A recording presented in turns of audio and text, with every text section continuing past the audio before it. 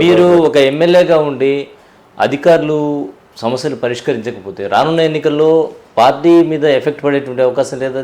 అంటే ఒకటండి, వాళ్ళకి తెలుసు మేము పనిచేస్తున్నాం లేదు, మేము ఎమ్మెల్యేలుగా మేము ఏ విధంగా పరిష్కరించారని చిత్తశుద్ధితో ఉన్నారు, అంతఃకరణ శుద్ధితో మహేష్ బాబు చెప్పినట్టు ఉన్నారు.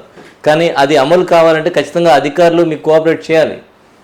అదే మనం చెప్పాం, బాబు గారికి చెప్పాం, మంత్రి గారికి చెప్పాం. అలాంటి అధికారులపైన కూడా కంప్లైంట్ చేస్తున్నాం. మంచి అధికారులని వేయించుకునేటువంటి కార్యక్రమం కూడా చేస్తాం త్వరలో. ఇంకొక ప్రధాన సమస్య గూడూరులో టిట్కో హౌసింగ్ ఏదైతే ఇచ్చారో అంతా ఓకే, బాగుంది. కానీ ఇక్కడ గంజాయి ముఠా ఎక్కువ ఉంది, గూడూరులో రౌడిజం ఎక్కువ ఉంది అనేటువంటి మాట వినిపిస్తోంది. ఎంతవరకు నిజం? ఒక ఎమ్మెల్యేగా ఈ విషయం మీ దృష్టికి వచ్చిందా? నా దృష్టికి వచ్చింది. గంజాయి ఉండింది వాస్తవమే, కానీ కొంతవరకు పోలీస్ అధికారులు వాటిపైన చర్యలు తీసుకున్నారు. ఇప్పుడున్నటువంటి మన ఎస్పీ గారు, మహిళా ఎస్పీ గారు చాలా చిత్తశుద్ధిగా, బ్రహ్మాండంగా, డైనామిక్ లేడీగా ఈరోజు ఆమె పనిచేస్తూ ఉన్నారు.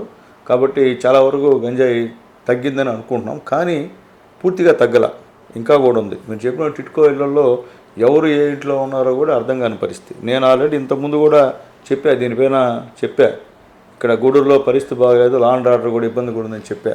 కాబట్టి మీరు చెప్పిన ప్రకారం ఏంటంటే అవి అంటే 100% ఉండింది, అది ఆల్మోస్ట్ వాళ్ళు తగ్గింది, ఇక కూడా తగ్గాలి పూర్తిగా.